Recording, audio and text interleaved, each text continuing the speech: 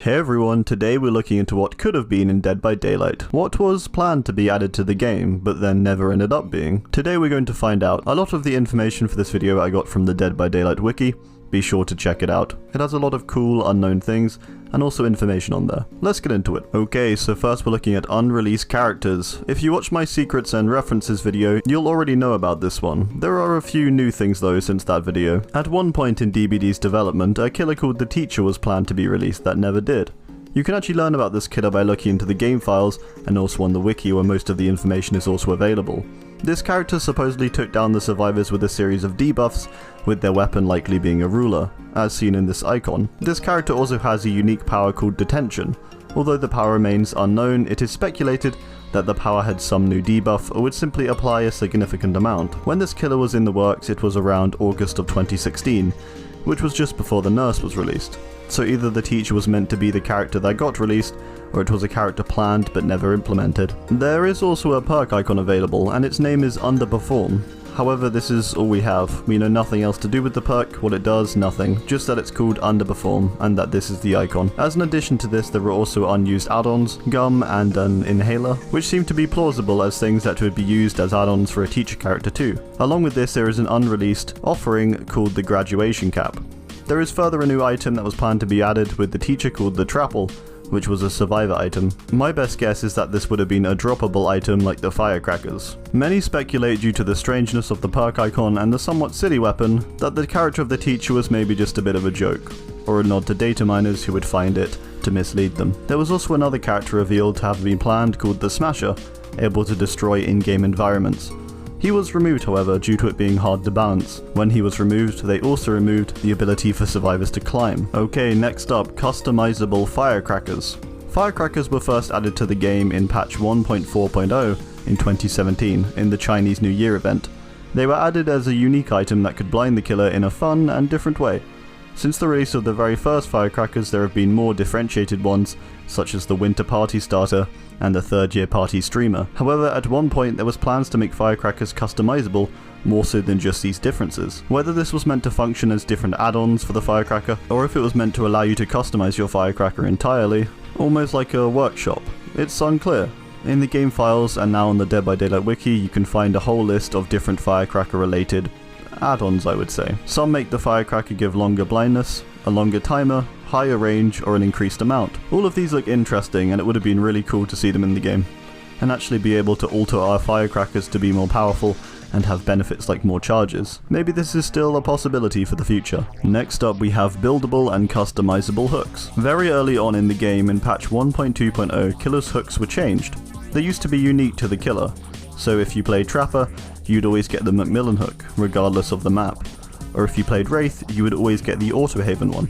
This was changed to instead make the hooks realm specific, so it seemed the killers were supposed to have a little more uniqueness to their hooks originally. There's even a hook called the Deer Hanger, again if you look on the wiki, that was never added into the game. This hook was found in a file named Improvised Hooks, which sure could simply be under that name because whoever was designing the hooks was having different sessions where they improvised designs.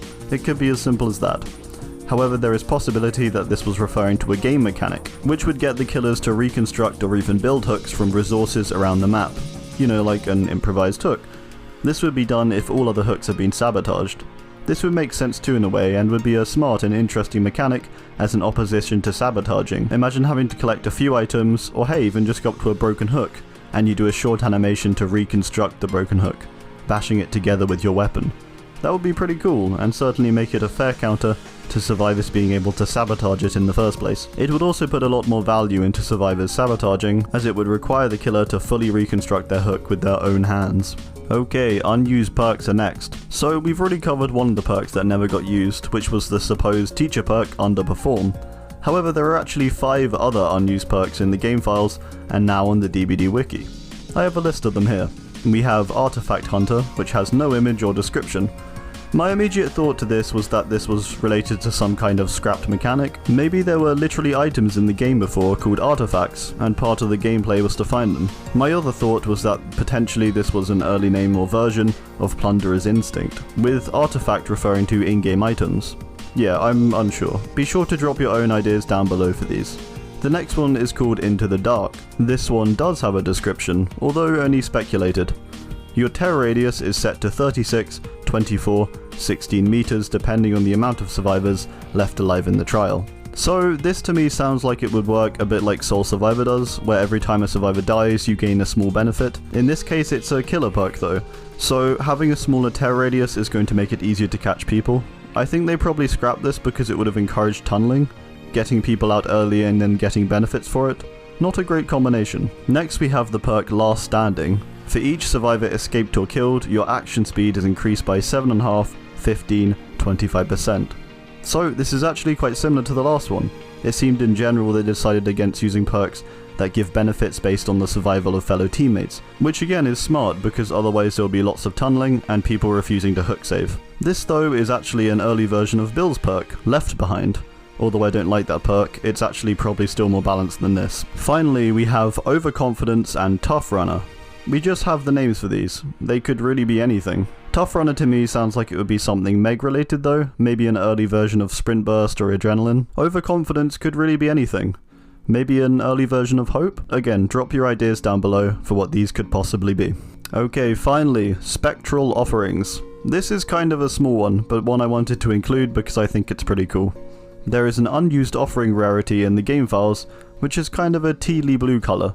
This rarity is called Spectral Rarity. This is about it, this is all we have. There has been previous auras in the game of this same spectral category in early on events that would help to highlight hooks. A bit like the Blight events where the hooks would be orange. My best guess for these spectral offerings is that they were meant to be kinda crazy, huge game-changing ones that affect the game quite drastically.